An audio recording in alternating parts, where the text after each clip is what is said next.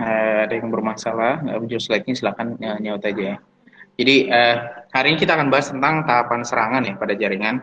Mudah-mudahan kita bisa selesaikan dalam waktu yang tidak begitu lama. Sisanya nanti mungkin kita akan coba eksplorasi masing-masing. Nah, sebagai review ya, materi yang kita bahas di pertemuan sebelumnya, yang juga kita bahas sebelum TS, yaitu tentang malware. Jadi malware itu adalah salah satu jenis ancaman ya, dan termasuk yang paling sering digunakan untuk melakukan serangan. Jadi di ancaman di dalam jaringan, di dalam komunikasi data, di dalam privasi, menjaga privasi, mereka itu semua ancaman. Nah, kalau secara umum masalah keamanan jaringan ya, kenapa sih kita melakukan perlindungan begitu ya? Karena kita tidak mau ada akses kepada sesuatu yang tidak sah, kebocoran data maupun perubahan data. Perubahan data boleh, tapi ketika dilakukan oleh bukan yang berwenang atau di luar waktu yang ditentukan, maka tentu perubahan itu ilegal. Nah, saya close dulu.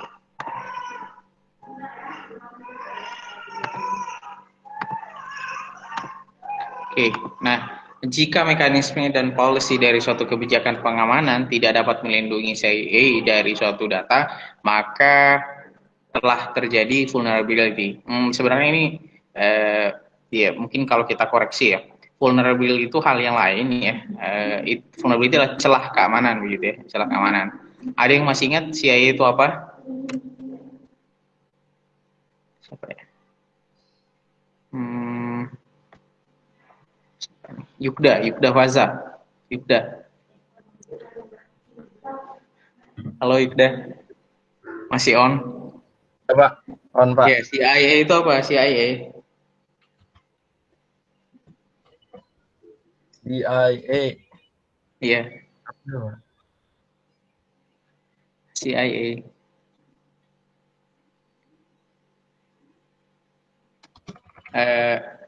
Ya boleh, searching dulu boleh. Ini ada di Solo TS nih. Kalau A-nya itu availability. C sama I-nya apa? C sama I. Apa?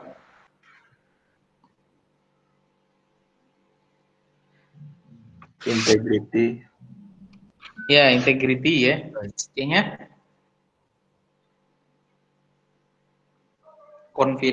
Confidentiality ya. Jadi itu apa namanya, 3 aspek yang selalu diulang-ulang ya dalam masalah keamanan jaringan, cyber security, CIA, confidentiality, integrity, sama availability.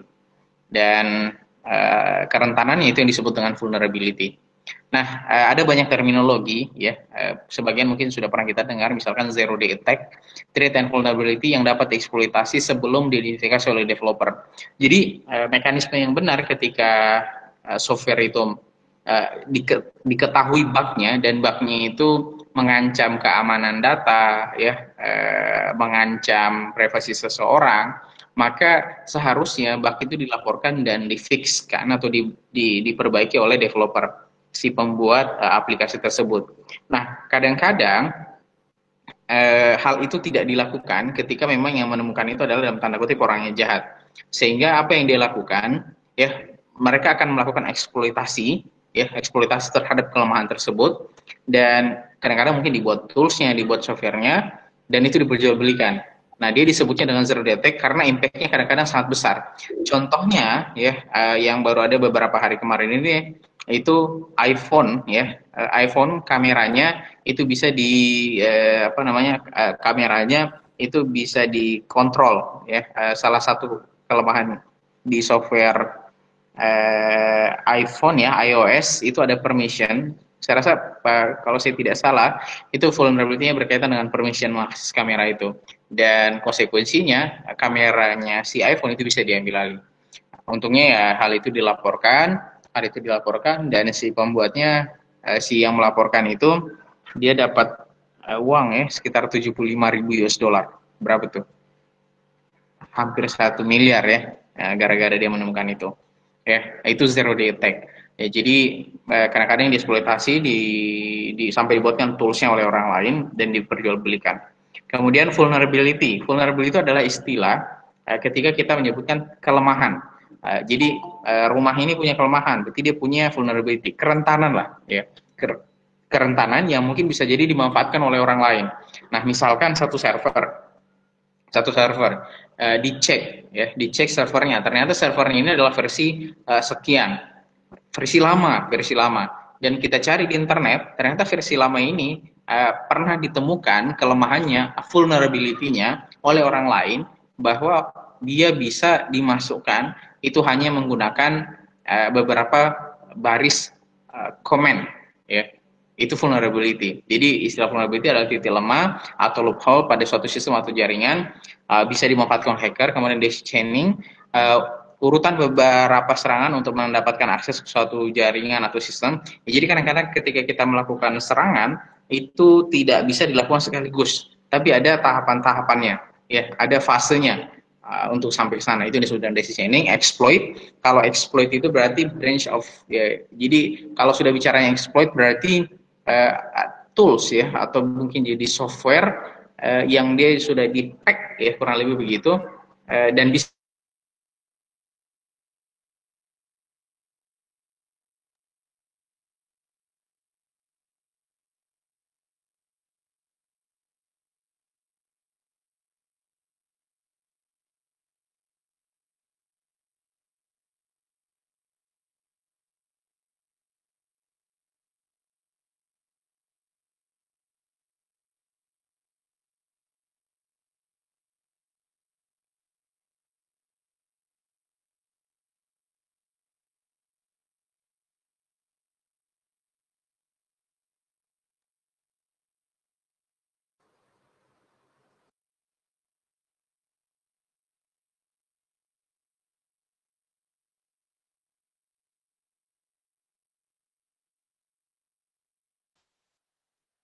Halo,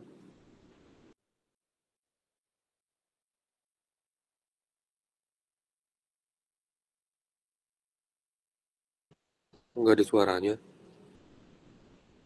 Bapaknya keluar kayaknya. Bapaknya mana? Keluar. AFK ya? Bapaknya. Ayo kami. Weh, kok tiba-tiba Gak ada ditanya? bapaknya. Iya, di record ini. Iya, di record ya tadi. Iya. Bapaknya mana? Kayak jaringannya deh. Hah? Jaringan bapaknya kayaknya lagi bermasalah.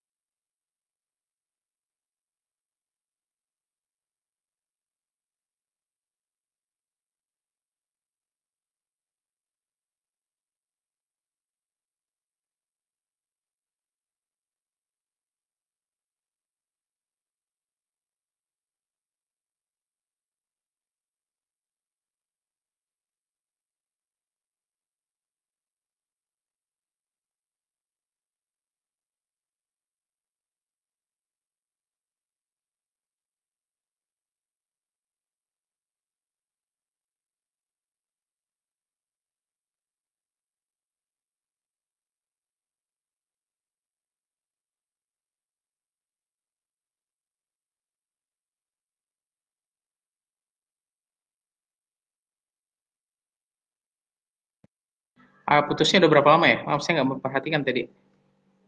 Kurang lebih 3 menitan, Pak. Oh, 2 3 menit menit. ya. Oke. Iya. Your entire screen, kita lanjutkan ya. Select Windows, submit.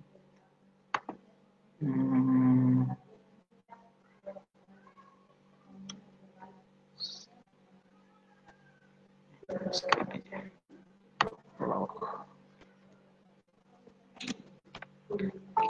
Berarti tadi sampai di sini ya? Ya. Ya, Pak. Nah, tadi sudah sampai mana di sini? Ada yang masih ingat? Saya telat masuk, Pak. Oh gitu. Yang tidak telat masuk. Ada yang masih ingat tadi terakhir bahas sampai mana? Pilot, boot. Exploit. Terakhir exploit, Pak. Exploit ya, ya jadi kalau bicaranya exploit itu semacam mungkin software ya, software yang sudah dibuat sedemikian rupa, di-pack oleh sedemikian rupa dan bisa dimanfaatkan, dia bisa dimanfaatkan dipakai itu untuk melakukan eksploitasi terhadap suatu kelemahan. Jadi kita menemukan vulnerability. Nah, untuk mengakses vulnerability tersebut, untuk mengeksploitasi vulnerability tersebut, kelemahan tersebut, kita butuh software misalkan, kita butuh tools, kita butuh shortcut tertentu, kita butuh komen tertentu. Itu yang disebut dengan exploit. Nah, kemudian doxing sekumpulan informasi yang terasosiasi terasosiasi ke individu yang dapat diperoleh dari publik. Nah, kadang-kadang ada individu nih, misalkan untuk tokoh politik, mungkin artis atau siapapun yang mungkin dia nggak penting, kemudian dia dapat serangan doxing. Maka informasi-informasi privatnya dia, ya, atau apapun yang terhadap informasi pribadinya dia, itu bisa diakses secara publik. Nah, itu disebutnya doxing. Payload. Nah, kadang-kadang ketika kita melakukan, misalkan kita hacking suatu website, kita mau mengakses website itu sewaktu-waktu semau kita, misalkan begitu. Kan tidak mungkin kita melakukan hacking lagi dari depan. Nah, yang kita lakukan adalah menaruh pintu. Nah, itu yang disebut dengan backdoor. Nah, backdoor, ketika kita masukkan ke website tersebut, ke server tersebut, biasanya kita simpan di dalam bentuk payload. Jadi kita taruh di dalam payload. Jadi mungkin terminologinya ya, untuk sederhana, secara sederhana bisa kita pahami, berarti payload itu semacam kontainer, ya, kontainer atau box atau kotak yang di dalam kita taruh software, kita titip software tertentu, mungkin backdoor, hijacking dan lain sebagainya. Dan ketika bisa dibuka, dan itu bisa kita gunakan untuk menaruhnya ke server, ke website orang begitu. Kalau dia backdoor berarti masuk ke dalam servernya orang, kita bisa akses kapan saja kita mau. Kalau misalkan dia ditaruhnya di depan, payloadnya berupa mungkin kayak iklan, spyware gitu, sehingga orang itu terpicu misalkan melakukan klik. Ketika dia melakukan klik, maka komputernya terambil alih gitu. Kemudian bot ya, bot mungkin istilah yang familiar ya bagi kita, terutama mungkin kalau suka pakai Telegram ya, beberapa orang misalnya kita balas menulis sesuatu di Telegram di suatu grup, baru join, tahu-tahu kita dapat klik selamat datang, selamat bergabung di grup ini dan sebagainya, itu bot kan. Nah, itu intinya sebenarnya dia sebagai program atau command yang berjalan secara otomatis dan sudah diprogram sebelumnya. Nah, kadang-kadang bot ini juga dipakai para hacker. Tujuannya apa? Untuk melakukan perintah-perintah itu secara otomatis ya. Jadi ketika dia mau mengontrol targetnya dari jauh begitu ya, atau mengontrol targetnya secara otomatis, yang dia lakukan adalah menghidupkan bot. Dia akan melakukan scanning sendiri, dia akan melakukan monitoring sendiri dan sebagainya. Itu terminologinya. Nah, lanjut ke terminologi hacking. Bicara tentang hacking ya, dalam konteks di sini ada attack ya. Jadi hacking itu kan terminologi yang umum ya. Orang bikin software, kemudian dia merasa performanya bisa kita tingkatkan nih, kemudian dia bikin trik tertentu, akhirnya performa software tersebut naik. Nah, itu sebutnya hacking. Nah, kalau bicaranya konteksnya keamanan jaringan, dalam hal hacking bisa jadi dia juga ofensif. Hacking ofensif, namanya ofensif berarti kan menyerang ya, melakukan attacking. Ada juga yang sifatnya defensif, pertahanan. Jadi ibarat kata mungkin kita punya benteng pertahanan, server kita, sistem informasi kita, bagaimana caranya supaya dia tidak bisa diakses oleh orang secara ilegal misalkan begitu. Nah, itu sifatnya hacking defensif. Nah, kalau ofensif berarti ada attack ya. Kita melakukan attack, kita melakukan serangan. Nah, di gambar ini dia menjelaskan ya, attack itu kombinasi dari 3. Ada motif, ada metode, sama ada vulnerability. Jadi harus ada motifnya ya. Dia kombinasi antara motif atau niat ya. Tujuannya dia apa? Apakah mungkin mengambil data? Apakah tujuannya hanya mengganggu sistem kerja? Tujuannya apakah supaya servisnya itu tidak available, servernya down dan sebagainya? Banyak motifnya. Ataukah motifnya itu adalah kampanye? Motifnya adalah apa namanya itu? Aktivisme gitu, aktivis dan seterusnya. Metode ya, banyak metode yang pasti dibutuhkan. Setiap serangan ya pasti ada metodenya tergantung apa yang mau diserang. Kita menyerang website pasti berbeda metodenya. Kita menyerang yang fisikal ya, pasti beda metodenya. Cuman prinsipnya pasti ada standar-standarnya. Yang terakhir adalah vulnerability. Nah, metode bagaimanapun metodenya, begitu ya, bagaimanapun motifnya, pada titik akhir ini juga tergantung vulnerability. Benteng itu bisa diserang karena dia punya kelemahan, dia punya titik lemah. Nah, menemukan titik lemah ini menjadi sangat penting ketika kita melakukan serangan. Nah, menemukan titik lemah ini yang disebut dengan vulnerability. Jadi ketiga faktor ini yang memungkinkan seseorang melakukan hacking, terutama lagi melakukan attacking. Nah, rekan-rekan sekalian, hacking itu ada banyak tahapan ya. Mungkin ada banyak dari yang lain, tapi kurang lebih prinsipnya sama. Itu dibagi setidaknya menjadi 5 ya. Reconnaissance artinya pengumpulan informasi. Jadi mungkin sebelum kita melakukan serangan, biasanya kita akan mengumpulkan informasi terlebih dahulu. Jadi apa saja sih begitu pengumpulan informasinya? Oh, ini servernya server apa ya? Ini kalau misalkan rumah, kita melakukan reconnaissance berarti kan ini pintunya kapan ya dibuka? Oh, ini pintunya kapan ya dia dikunci? Oh, yang punya rumah ini keluarnya setiap jam berapa ya? Nah, itu bayangan kita terhadap reconnaissance. Jadi proses pengintaian lah kurang lebih gitu. Nah, begitupun ketika kita melakukannya di keamanan jaringan, berarti kan kita harus mengintai juga, kurang lebih seperti itu, cari informasi, website ini ditaruhnya di mana, servernya di mana, IP address-nya di mana, dan sebagainya. Ada 2 tipe di sini, ada yang aktif, ada yang pasif, ya. Kita tidak akan bahas dari itu dulu. Jadi prinsipnya adalah mencari informasi. Kemudian adalah scanning, melakukan pemindaian jaringan dan informasi yang diperoleh dari fase sebelumnya. Nah, ketika kita sudah tahu, ya, misalkan website-nya kita sudah tahu, IP-nya di mana, ya, IP-nya berapa, dia ditaruhnya di server dengan alamat 10.108 dan sebagainya. Nah, berarti kita harus lakukan scanning. Nah, jadi ibaratnya kita sudah tahu alamatnya dia di mana, rumahnya dia di mana, nah, kita tinggal melakukan scanning ini. Scanning ini berarti kalau mungkin website, port berapa sih yang terbuka di servernya dia, gitu. Port berapa ya, kira-kira servisnya yang berjalan ini apa saja ya. Nah, itu yang kita lakukan, scanning. Kemudian, gaining access, fase untuk mendapatkan kontrol akses terhadap suatu sistem dengan berbagai teknik.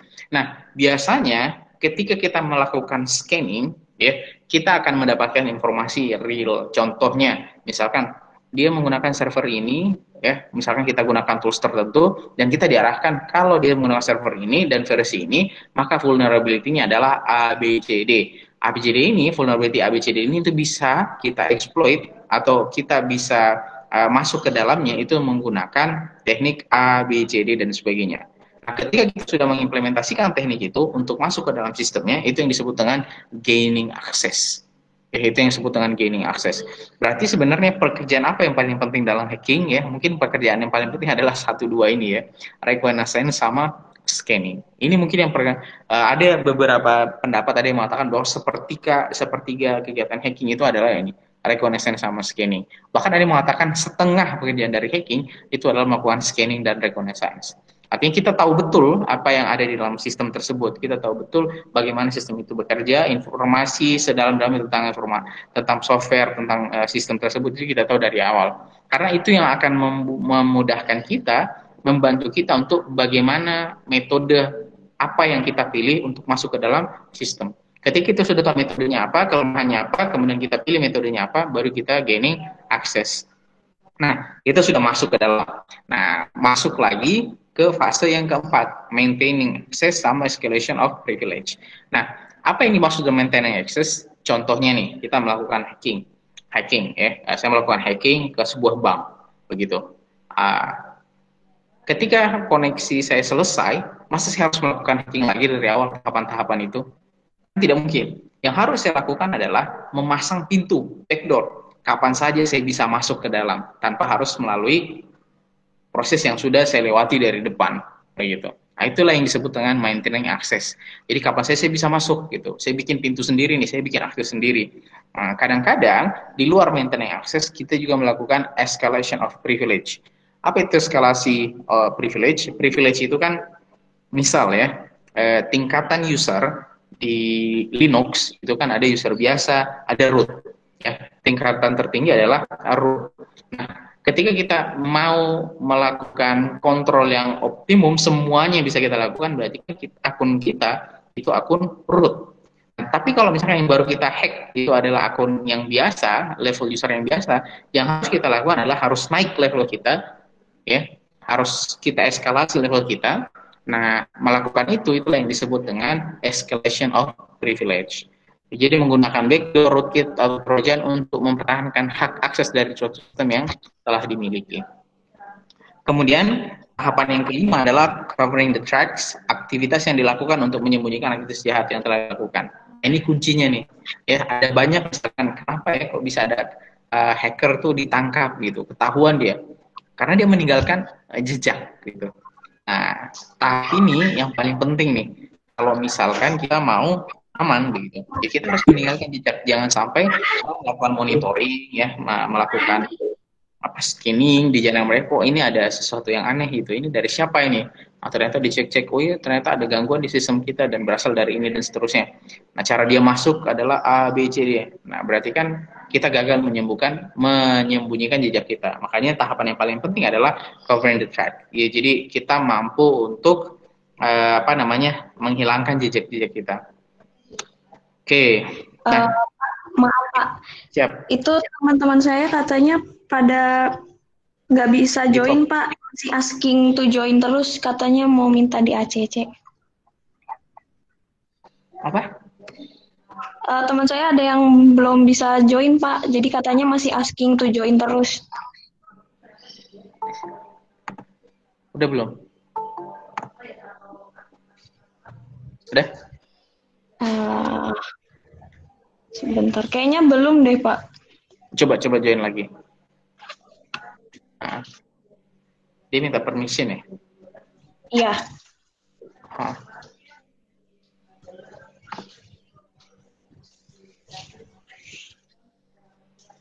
Oh iya, maaf saya kalau lagi buka slide jadi nggak bisa masuk. Udah belum?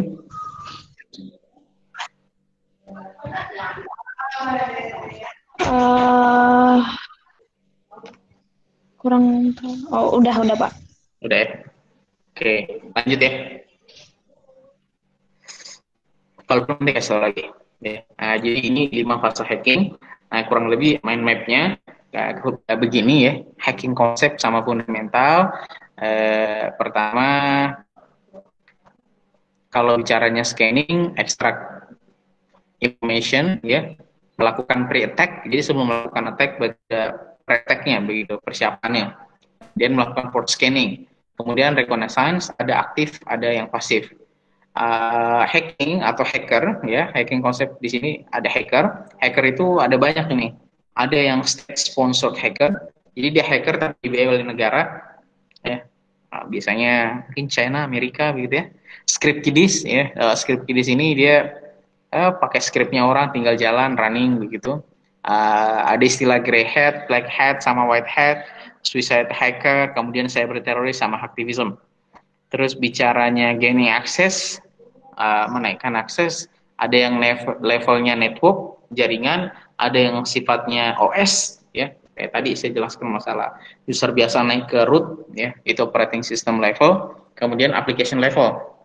Terus bicara lagi soal ethical hacking. Ethical hacking ada yang disebut dengan penetration testing, ya. Orang bikin sistem informasi atau bikin startup. Startup ini butuh validasi, butuh izin dari OJK. OJK, Otoritas Jasa Keuangan, mensyaratkan bahwa sistem itu harus setidaknya sudah dipentes untuk membuktikan bahwa sistem yang kamu buat atau di perusahaan yang kamu punya, ya, aplikasinya itu memenuhi standar minimum keamanan informasi, ya. Makanya harus melewati fase pertama, misalkan harus di pentest, ya. Biasanya orang menyebutnya begitu, pentest. Jadi akan dites, nanti dapat hasil testingnya apa yang harus diimprove dan sebagainya. Responsibility sama bicaranya skill of ethical hacker. Ethical hacking itu terminologi yang biasa dipakai hacking, tapi dia baik gitu. Hacking tapi dapat izin. Nah, itu yang disebutnya dengan ethical hacking. Hacking tapi beretika gitu. Hacker tapi dia punya etika. Jadi tidak masuk secara ilegal. Apa yang mau ditesting sudah dijelaskan dari awal. Saya akan testing A, B, C, D. Yang kamu izinin yang mana? Ya, saya izinin A, B dan seterusnya lah. Nah, itu yang disebut dengan ethical hacking. Oh iya, ternyata penjelasannya ya. Ethical hacking, nama lain penetration testing, tujuannya adalah melakukan uji coba untuk menembus keamanan sistem atau jaringan, dan tujuan utamanya adalah mempersiapkan dan mengambil tindakan pencegahan dan perbaikan sistem. Jadi sebelum sistem itu kelemahan atau vulnerability sistem itu diketahui oleh orang yang lain, berarti kan dia harus bagusnya itu ditemukan di kita sendiri kan gitu ya. Misalnya saya sebagai adminnya GoPay gitu. Ya, sebelum kelemahannya GoPay ditemukan oleh orang lain, lebih baik ditemukan oleh orang yang punya etika atau yang memang sudah saya izinkan untuk mencari tahu kelemahannya itu, sehingga saya bisa patch ya, perbaiki dulu sebelum di launching ke publik ya, seperti itu. Itu yang masuknya pencegahan dan perbaikan sistem. Kemudian ya namanya ethical hacking, ya dia pasti kombinasi dari beberapa tahapan: footprinting, reconnaissance, scanning, and operation, system hacking, escalation of privilege, and cracks. Ini istilah-istilahnya mungkin ada yang agak berbeda dengan 5 tahapan tadi, tapi sebenarnya istilah-istilah ini sama ya, dia masuk ke dalam 5 tahapan tadi: footprinting, reconnaissance, scanning, enumeration ya, kemudian system hacking dan seterusnya. Nah, ada banyak metodologi ya. Jadi orang-orang yang bergelut di bidang pen testing ya atau penetration testing itu biasanya ada metode-metodenya. Nah, industri-industri yang standarnya biasa dipakai itu misalkan ini OWASP, Open Web Application Security Project, kemudian OSSTM, Open Source Security Testing Methodology. Jadi orang tidak hanya yaudah ini testing kita masuk nih, yaudah selesai begitu. Nah, tapi ada metodologinya. Nanti harus bikin report, standar report itu apa saja begitu. Oh, di report itu harus ditentukan ini kelemahannya A, B, C, D. Kemudian impact-nya dengan kelemahan ini apa gitu.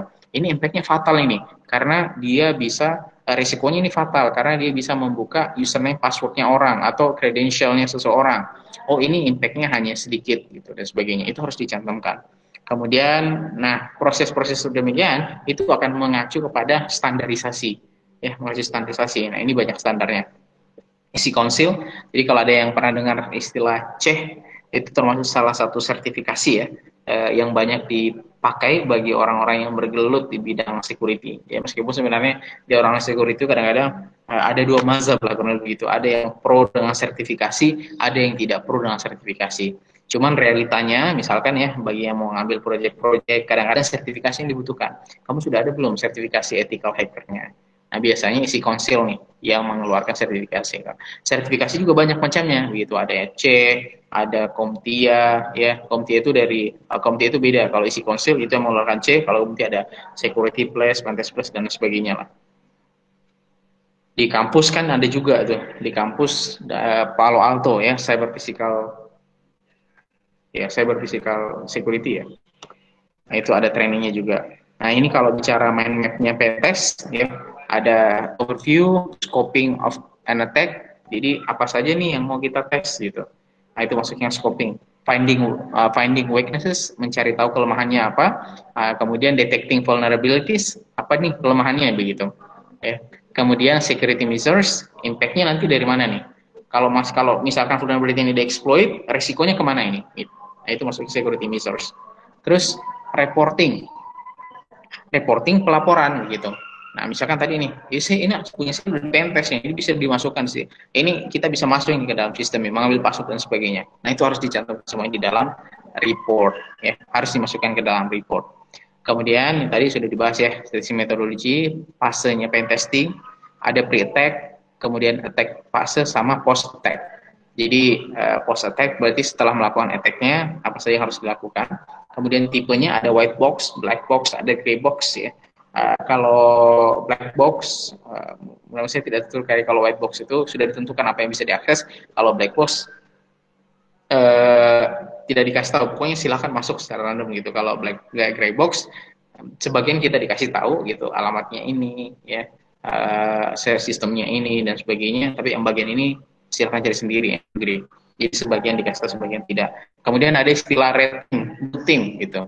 Jadi istilah red team ini biasanya ofensif gitu. Red team itu ofensif. Kalau blue team itu bertahan. Gitu. Ya, mungkin menyederhanakannya begitu meskipun ada banyak ya, terminologi yang lain dan kadang-kadang tidak sesederhana itu juga. Kemudian metodologisnya apa ya? social engineering, web application. Jadi orang yang ahli hacking belum tentu dia ahli hacking semuanya gitu. Jadi jangan dibayangkan kalau dia hacker berarti dia bisa ganti tampilannya website, juga bisa ngambil uang, dia juga bisa hacking seluler, banyak macamnya, banyak macamnya. Jadi misalkan ini web application pen testing, penetration, kemudian IDS, vulnerability analysis, begitu. Ini tahapan-tahapannya begitu. Jadi ternyata hacking itu luas gitu ya. Penetration testing, metodologinya itu banyak gitu. Yang ada SQL penetration, masuk ke dalam database seperti apa. Kemudian kalau sifatnya yang mau kita hack adalah jaringan komputer, berarti kita harus bisa melakukan router atau switch penetration test dan sebagainya. Nah, fase pertama ya, kita akan bahas secara singkat fase pertamanya, reconnaissance, fase persiapan awal untuk bersiap-siap menghadapi serangan, mengumpulkan informasi tentang target sebelum meluncurkan serangan. Ada banyak teknik yang bisa dipakai, ada banyak alat yang digunakan. Prinsipnya adalah mengumpulkan informasi. Nah, apa kira-kira objektifnya atau tujuan dari reconnaissance dan footprinting? Pertama, untuk mengetahui postur keamanan, mempersempit fokus area, mengidentifikasi vulnerability, dan menggambarkan topologi jaringan. Maksudnya mempersempit fokus area, ketika kita mengetahui ini, melakukan reconnaissance, mencari informasi, ternyata kita bisa tahu bahwa postur keamanannya ini terdiri dari, dia punya firewall, dia punya ini, dia punya ini. Nah, ketika kita melakukan pen testing, berarti kita bisa fokus milih, jangan diserang via ini, tapi via yang satu gitu. Jangan diserang di firewallnya, tapi mungkin cari akses yang lain yang nggak ada firewallnya. Atau mungkin firewallnya bisa di bypass dan sebagainya gitu. Kemudian kita bisa mengidentifikasikan vulnerability-nya, titik lemahnya di mana, termasuk menggambarkan topologi jaringan. Ya, menggambarkan topologi jaringan. Kalau misalkan yang kita mau hack itu adalah jaringan komputer, kita harus tahu topologinya. Kita ini klien dari router yang mana nih begitu. Ternyata routernya ini nanti connect-nya ke router yang mana gitu dan sebagainya lah. Nah, ini tahapannya reconnaissance, authorization, define scope of assessment. Apa saja yang jadi kalau misalkan di perusahaan itu kadang-kadang ketika ada kontrak pen testing ditentukan tuh scope-nya apa saja nih yang bisa kamu hacking. Misalnya saya punya 10 IP yang harus dites hanya 3 IP. Ya jangan tes IP yang lain gitu, hanya masuk di situ. Footprinting using search engine. Jadi kadang-kadang kita butuh tahu nih informasinya perusahaan itu atau sistem itu, bahkan via Google hacking dulu, mencarinya via search engine dulu. Ternyata kita dapat informasi username, password hanya dari search engine. Berarti kurang bagus dia cara menyimpan datanya. Nah, itu bisa kita jadikan itu bisa kita jadikan input nanti. Website footprinting-nya juga sama, emailnya juga sama ya. Whois ya, mungkin yang pernah dengar Whois, social engineering begitu, dokumen all findings. Jadi ketika kita sudah kita sudah menemukan nih masing-masingnya ya, hasil Google hacking-nya sekian, email footprinting-nya apa, website footprinting-nya apa. Ternyata website-nya tidak di-cover gitu. Semua informasi-informasi terkait siapa yang buat, nomor teleponnya ya di mana dan sebagainya, itu semuanya ketahuan. Berarti kurang bagus nih ya, kurang bagus dia menaruh informasinya. Harusnya selektif gitu. Nah, itu semua nanti kita masukkan dokumen. Jadi ini disebut dengan reconnaissance. Nah, contohnya apa? Misalkan begini ya. Nah, dia menggunakan search engine, kebetulan targetnya adalah Telkom. Dia ada websitenya, nanti kalian bisa coba, Nightcraft sama Shodan. Nah, kemudian mencari identitas orang, ya, tools apa yang bisa dipakai, Private Eye sama Anywho. Kemudian mencari informasi dari informasi finansial menggunakan google.com finance, menggunakan Google Earth dan sebagainya. Jadi prinsipnya adalah mencari informasi apapun gitu, mencari informasi apapun, baik itu orang, baik itu sistem dan sebagainya yang masuk ke dalam scope, ya, itu yang masuk itu disebutnya dengan reconnaissance, mencari informasi. Nah, kemudian misalkan ini ya, footprinting ya, menggunakan advanced Google hacking, Google Advanced, kemudian ada juga yang exploit DB. Ya, exploit DB ini beberapa. Jadi kalau misalkan ada vulnerability, ya, exploit apa? Jadi vulnerability-nya misalnya titik lemahnya A ini vulnerability lemah ini bisa dieksploitnya dengan teknik apa? Nah, biasanya kita mengaksesnya di sini nih, exploit DB. Nanti akan muncul tuh daftar-daftar exploit yang bisa kita gunakan untuk mengeksploitasi titik lemah. Kemudian melalui sosial media ini juga sama ya. Ini masih dalam tahap reconnaissance gitu. Jadi misalkan ya, kok bisa waktu itu SIM card itu bisa dihack? Sebenarnya si platnya nggak dihack, yang dilakukan adalah social engineering. Berarti kok bisa orang Indosat itu percaya dengan mudah? Ya, berarti si yang melakukan serangan ini yaitu sudah reconnaissance dari awal gitu. Oh ini kok orang sedang tidak di Indonesia, dia ke luar negeri. Ini orang KTP-nya ini, ya wajahnya ini dan sebagainya. Tinggalnya di mana kalau ditanya ini nama ibunya siapa, kalau ditanya udah tahu. Nah itu semuanya tahap awal ya. Dia mengumpulkan semua informasi tujuannya untuk membantu melakukan serangan nanti. Kemudian website apa namanya? Website footprinting ya, ini contohnya. Kita bisa gunakan Shodan ya, kita bisa menggunakan Shodan dan nanti akan muncul nih IP address-nya berapa dan sebagainya, servernya apa. Nah, untuk beberapa tempat ya, untuk beberapa kasus kita bisa dapat informasi yang lebih detail ya. Kemudian tracing email, ya email footprinting, kita mencari tahu tentang emailnya, destination address-nya kemana, IP address pengirimnya, mail servernya itu ditaruhnya di mana, IP address mail servernya itu disimpannya di IP berapa, itu semua ketahuan. Ya. Apa saja? Contohnya kita bisa gunakan Polymer, Email Tracker Pro, Yesware, ya, dan sebagainya. Itu fase yang pertama. Fase yang kedua, scanning, ya. Fase ini digunakan untuk mendapatkan informasi mengenai jaringan target seperti status, host information port, dan layanan. Jadi kan website itu kan dia punya port ya, kita pernah bahas DOSI layer, dia punya services, TCP, UDP, protokolnya apa. Nah itu kan berarti kita harus cek apanya yang aktif itu, port berapa yang aktif, ya kurang lebih begitu. Misalnya kalau server port berapa yang aktif, kemudian dia menggunakan protokol apa misalkan. Nah untuk mengetahui itu berarti kita harus melakukan scanning. Nah, itu scanning jaringan misalkan. Atau maaf itu scanning server ya misalkan seperti itu. Mengidentifikasi host yang hidup dalam jaringan, dalam LAN, dalam LAN. Ini jaringan yang hidup IP-nya berapa saja sih gitu. Yang satu jaringan dengan kita, oh ternyata yang hidup ada 3 PC, sisanya mati. Oke, bisa gitu. Kemudian mengidentifikasi open dan close port. Ya, ini kan ada port-portnya nih masing-masing ya. Misal laptop kita mau akses ke apa namanya web yang HTTPS ya, itu kan portnya 443, web 8080 dan sebagainya lah gitu. Kemudian karena kita melakukan serangan ke PC-nya, kita harus tahu dong kelemahan PC-nya apa. Kita scanning deh operating sistemnya. Oh ternyata dia pakai Windows 2000. Nanti kita tinggal cari Windows 2000 kelemahannya di mana. Makanya kita perlu ya melakukan scanning. Service yang berjalan apa, kemudian adanya peralatan keamanan seperti apa, firewall mungkin maksudnya ya. Jadi ketika di scan ternyata ketahuan, oh dia pakai firewall. Jadi kalau kita melakukan serangan ini pasti akan diblok sama firewall. Nah itu perlu kita tahu.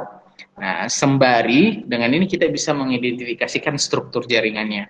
Kalau semuanya sudah tahu, kita identifikasikan vulnerability-nya, titik lemahnya di mana. Ya. Nah, ada metodologinya, ini contohnya ya, host discovery, port scanning, banner grabbing, vulnerability scanning, method diagram, prepare proxies, kemudian kita dokumentasikan. Setelah semua kita dapat, baru kita dokumentasikan. Nah, jadi tahapan awalnya itu, ya setelah reconnaissance baru kita melakukan scanning. Ini ada teknik-teknik scanning ya. Mudah-mudahan saya nanti bisa bikin juga video ya terkait dengan ya praktek-praktek ini untuk kita latihan. Ini untuk jadi pengetahuan saya dulu ya, UDP scanning, TCP scanning.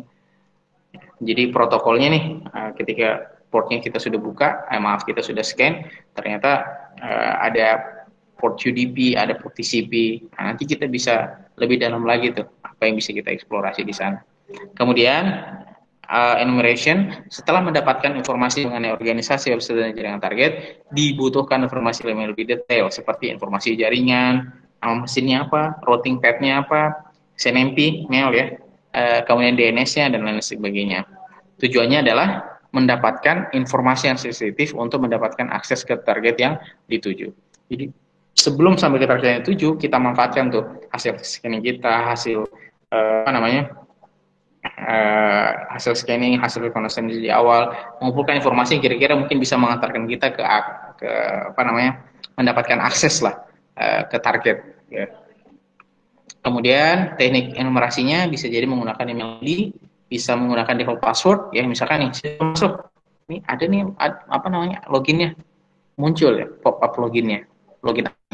Nah mungkin kita coba deh default password biasanya kalau router atau apa gitu, admin coba masukkan admin, oh gagal misalkan. Nah itu semuanya teknik-teknik enumerasi ya. Kemudian menggunakan brute force attack ya, brute force tahu ya, jadi segala kombinasi dicoba. Nah, ini kayaknya passwordnya sekitar 8 huruf gitu, jadi kita bikin kombinasi kata yang terdiri dari 8 huruf. Kemudian menggunakan DNS zone transfer, ekstraksi informasi ke DNS yang berlokasi DNS record dan sebagainya. Nah, ini contoh enumerasi ya, menggunakan Nmap ya. Jadi targetnya apa? Localhost. Nah, ternyata port yang terbuka apa? Ada port 21, port 22. Protokolnya apa? TCP ya. Servisnya apa yang berjalan di port 21? FTP. Versi FTP-nya apa? FSP FTP 205 begitu. Nah, ini contoh hasil dari melakukan scanning ya, atau melakukan enumerasi. Nah, detail komennya ada ya. Kemudian BIOS, net BIOS enumeration, network basic input maupun output sistem program, menjembatani agar dua aplikasi berjalan pada dua sistem berbeda dalam satu jaringan lokal dapat terjalin. Digunakan untuk mendapatkan informasi, file sharing, ya, printer sharing, kemudian termasuk mesin dalam satu domain, password bahkan polisi. Nah, contohnya di sini ya, NBT state ya, NBT state dia cek gitu. Nah, ini muncul nih mesin-mesin yang yang connect ya, remote machine name table apa saja begitu. Nah, toolsnya apa saja yang bisa kita gunakan untuk melakukan tahapan yang seperti ini? Ada yang namanya HINA, NBT state, WinFingering, kemudian NetBIOS Enumerator, dan NSA Auditor, Network Security Auditor, dan sebagainya. Ya. Secara detail ya, Nmap apa saja yang bisa dieksplorasi ya.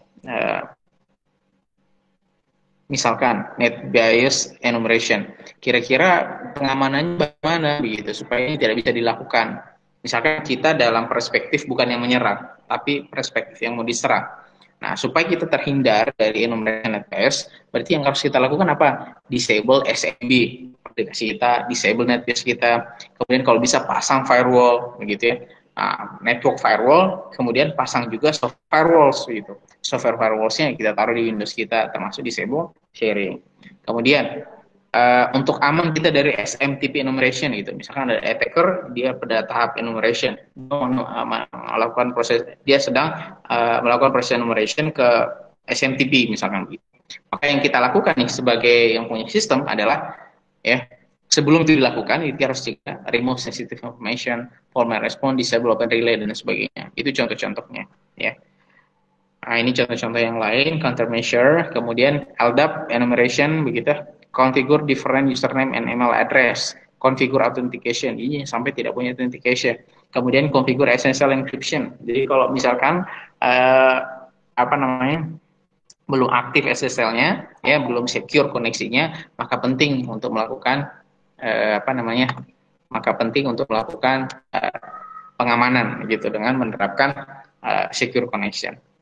Configure password policy, jangan sampai passwordnya tidak berubah gitu, jadi tetap admin ya, tapi harus berubah. Nah, fase yang ketiga adalah gaining access. Setelah mendapatkan informasi dari passwordnya, kita lanjutkan ke fase hacking system. Tujuan dari fase ini melakukan bypass access control dan polisi berbagai cara seperti melakukan password cracking, social engineering, dan sebagainya. Nah, fase ini bisa dikatakan lebih sulit ya, Kenapa demikian?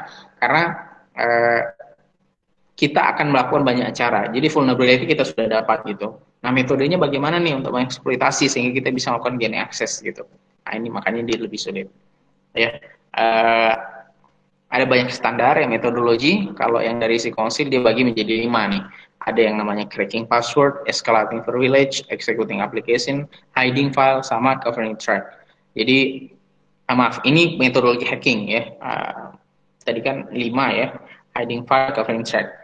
Beda-beda ya. Lagi-lagi tadi standarnya banyak gitu, tapi sebenarnya secara prinsip itu sama gitu. Cracking password ya, bagaimana cara mendapatkan password ya. Kemudian escalating privilege, menaikkan level user kita misalkan. Executing aplikasi yang bisa dijalankan, menyembunyikan covering threat. Tipe password itu something I have username sama password, something I am, apa yang ada di saya, begitu ya, biometrik, mata, ya, sidik jari, itu semua something I am, something I possess, ya. Perangkat tertentu. Kemudian kalau jenis serangan, ya, kalau tanpa menggunakan elektronik, social engineering, nanya ke orangnya, apa passwordmu, misalnya gitu. Oh, saya nggak mau kasih tahu gitu. Ya udah saya tebak tanggal lahir ya. Iya, tanggal lahir. Ya, habis itu ya, nyari KTP, ternyata tanggal lahirnya ketahuan begitu. Nah, itu social engineering gitu. Kemudian online attack, dictionary kamus ya, ada daftar, kemudian dicocokkan gitu. Kalau brute force, kita bikin kombinasi sendiri, hash injection ya, masukkan hashnya. Seterusnya, passive online attack, ada yang namanya sniffing, ya, sniffing, man in the middle attack, termasuk replay attack. Replay attack itu misalkan kalau di sinyalnya kita ambil, ya, kita copy, kemudian itu yang kita pakai untuk menyerang, itu replay attack. Kemudian default password. Kenapa default password itu dimasuk dalam jenis serangan? Ya karena beberapa orang melakukan hacking, ya, melakukan pengambil alih rute, pengambil alih sistem kita, begitu ya, karena kita salah melakukan konfigurasi, keliru kita melakukan konfigurasi. Jadi default passwordnya itu kita tidak rubah, ya. Offline attack membandingkan hash password dengan remote. Nah, ini ada beberapa tools online yang bisa dipakai ya untuk contohnya melakukan cracking terhadap password, Rainbow Attack ya, kemudian Shift.net dan seterusnya. Nah, prinsipnya ya itu kan tadi bagaimana diserang ya, bagaimana menyerang. Nah, kalau kita misalkan dalam konteks bagaimana kita bisa terlindungi begitu ya, maka countermeasure-nya adalah bicaranya serangan password, change the whole password ya. Kemudian default password harus diganti nih. Kemudian jangan pakai password yang bisa ditebak ya. Kalau bisa passwordnya disimpan itu di encrypt gitu dan seterusnya. Dan ini periodically update password. Jadi kalau bisa kita menemukan password tuh. Kalau bisa 3 bulan atau 6 bulan sekali password itu diganti. Kan mana tahu ternyata misalkan ada satu aplikasi itu sudah dihack, database-nya sudah diambil dan database-nya itu dipublish. Dipublic dan credential kita ada di sana, email kita ada di sana, password kita ada di sana. Nah, ketika kita rajin untuk melakukan update terhadap password kita, meskipun database itu diakses oleh orang lain, dia melihat oh ini passwordnya dia ABCD, misalkan. Dia masuk lagi sekarang itu sudah bisa dipakai. Karena apa? Kita sudah ganti passwordnya dari awal. Ya. Kemudian configure policy for incorrect password attempt ya. Kadang-kadang kalau kayak di Facebook ya, beberapa kali kita memasukkan itu salah. Meskipun kita memasukkan benar, itu akan tetap dianggap salah. Itu policy.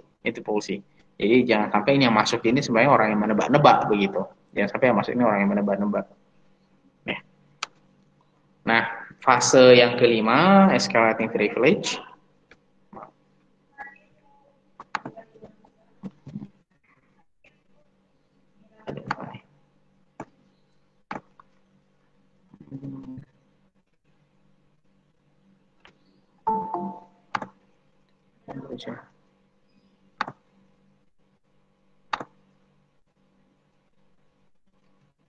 Oke, fase yang kelima ya, escalating privilege. Saat kita mendapatkan akses ke target, kita tidak mendapatkan adminnya. Ya, jadi kita sudah masuk nih, tapi kita tidak berlaku sebagai admin begitu. Melainkan hanya akun dengan privilege paling rendah. Jadi kalau user kan, misalkan batasan kita hanya begini ya, root itu begini gitu panjangnya. Jadi hanya kecil batasan kita sebagai user biasa. Nah, berarti kan kita harus jadi root gitu, harus jadi admin gitu. Nah, sistem operasi memiliki privilege yang berbeda seperti admin, account, kemudian root account, kemudian guest begitu ya. Masing-masing ini punya hak ya yang beda-beda di dalam sistem gitu. Yang paling tinggi haknya yang mana? Root account ya. Nah, kadang-kadang guest itu bisa kita dapatkan, mungkin karena passwordnya lemah dan sebagainya lah. Nah, kalau sudah dapat guest berarti kan harus naik supaya bisa dapat root. Nah, ini yang disebut dengan escalating privilege. Ada dua ya, ada yang horizontal, ada yang disebutnya dengan vertikal. Terjadi saat yang horizontal, penyerang mencoba mendapatkan akses dari akun lain yang memiliki hak privilege yang sama. Jadi dia dapatnya dari yang lain, tapi privilege-nya sama dari awal. Kalau vertikal begitu ya, misalnya kita masuknya user biasa, kemudian naik jadi root, itu vertikal. Contohnya misalkan begini ya, ada DLL hijacking untuk privilege escalation. Bahkan jadi dia menggunakan apa namanya, kalau ini kan menggunakan aplikasi, ada beberapa ya bug ya, ada beberapa bug di beberapa, misalkan di software Linux tertentu, itu hanya menjalankan komen tertentu saja gitu, tanpa memasukkan password, kita bisa naik dari akun biasa naik menjadi root gitu. Nah itu kelemahan, itu vulnerability ya. Kebetulan ini mungkin serangannya untuk melakukan eskalasinya dia harus menggunakan file DLL. DLL itu di mana biasanya? Windows ya. Kemudian executing aplikasi ya, setelah melakukan eksekusi, penyerang melakukan instalasi malware pada target. Tujuannya mendapatkan informasi penting dan sebagainya.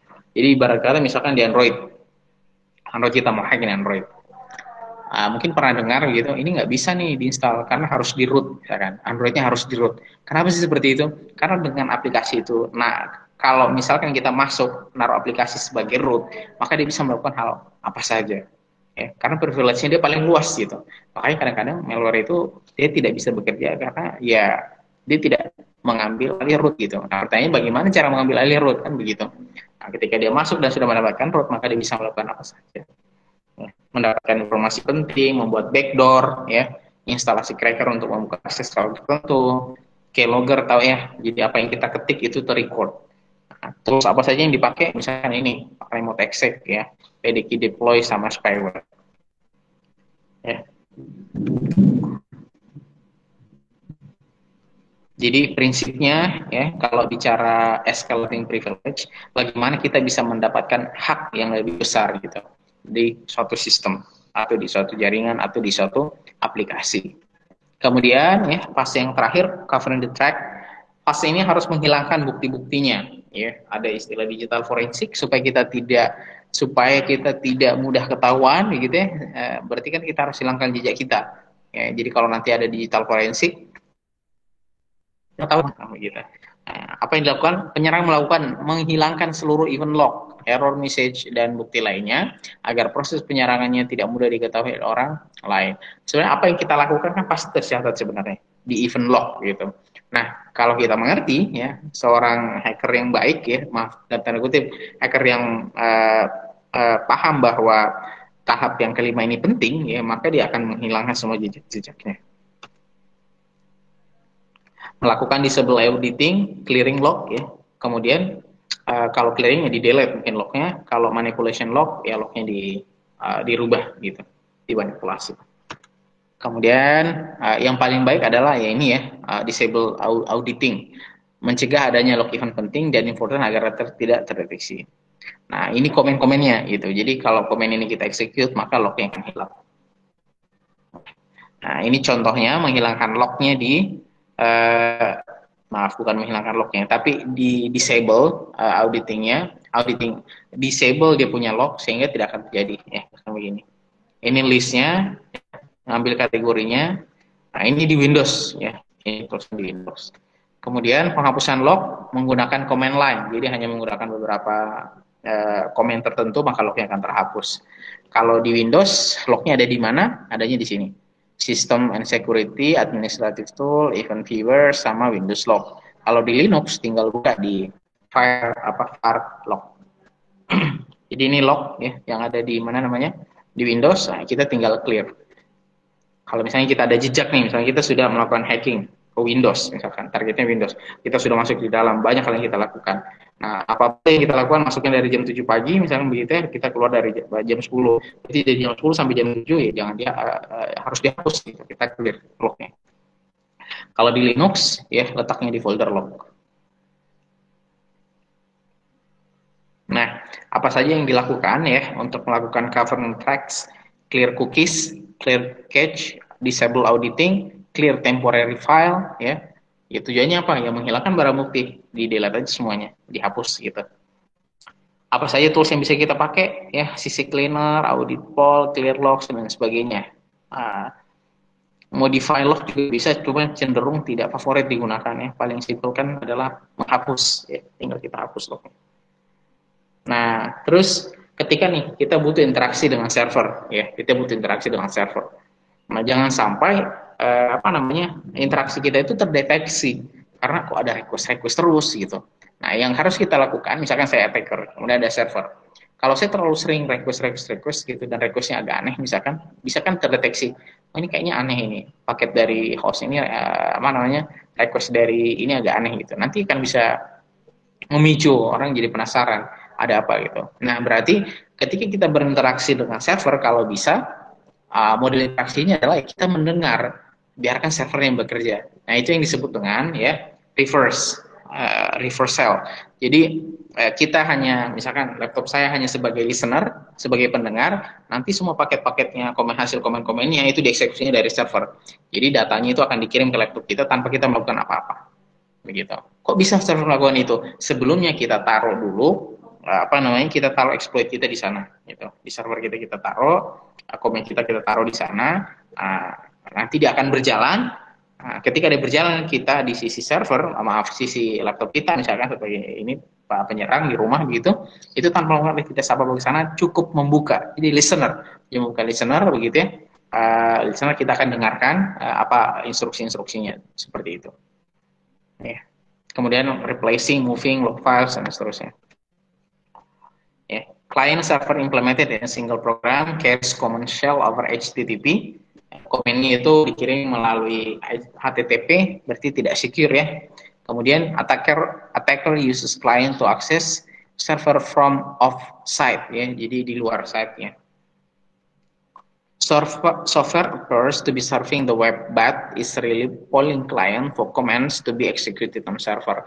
Nampaknya software itu browsing gitu, tapi sebenarnya bukan. Yang dia lakukan adalah ya polling client for commands to be executed. Tujuannya adalah untuk melakukan langkah-langkah tertentu supaya komennya itu tereksekusi di sisi server. Nah, gitu. Attacker ini mungkin internet, kemudian ini internal network. Yang dilakukan adalah orang yang biasa mungkin nanggapnya firewall membaca lagi someone is browsing the web. Dia membacanya ini hanya request biasa. Orang sedang membaca web gitu. Padahal di dalamnya sini itu sudah diinstal ya reverse shell gitu. Nah, bagaimana kita bisa bertahan atau defense terhadap serangan ini ya, perlu physical security of server ya, security ya. Jadi jangan sampai orang bisa menginstal tuh di dalam gitu. Kemudian utilization of intrusion detection system ya, IDS kita install. Kemudian investigate strange or unknown process. Jadi kalau misalkan ada hal yang aneh ya di log atau ada proses yang cenderung tidak wajar, nah mungkin misalkan nih di sini ada contohnya especially those running with root privilege. Kok ada komen dieksekusinya pakai root privilege gitu. Padahal software ini tidak didesain software ini misalkan atau sistem ini itu hanya cukup dengan user biasa, itu dia sudah bisa bekerja. Kok ini ada request yang dikerjakan harus dengan root privilege gitu. Ini siapa? Apa memang admin atau orang lain yang sudah melakukan hacking ke dalam sistem kita? Oke, itu mungkin ya materi pembahasan kita hari ini. Kira-kira ada yang perlu didiskusikan? Ya, sebenarnya kurang begitu menarik ya. Maksudnya kalau misalkan ini kita tidak lakukan sendiri begitu. Dan setahu saya di praktikum sudah pernah metasploit ya, betul?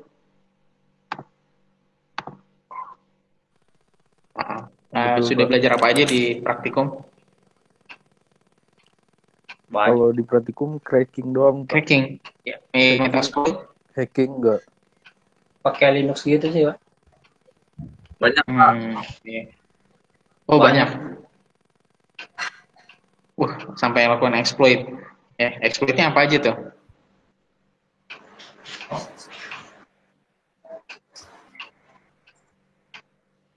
Jadi kalau misalkan ditugaskan untuk hacking udah bisa gitu ya? Belum bisa, Pak. Ya, nanti ya kalau misalkan ini. Tapi ya prinsipnya begitu ya. Maksudnya kita nih sebagai seorang engineer, kenapa keamanan jaringan ini menjadi penting ya bagi kita sebagai seorang engineer? Yang pertama, kalau dari sisi kadang-kadang kita bisa tahu cara kita mengamankan kalau kita tahu potensi-potensi cara untuk menyerang itu pakai apa saja gitu. Nah, tadi kan misalkan nih, ternyata serangannya biasa dipakai A, B, C, D. Berarti kita harus punya cara tuh untuk defense gitu.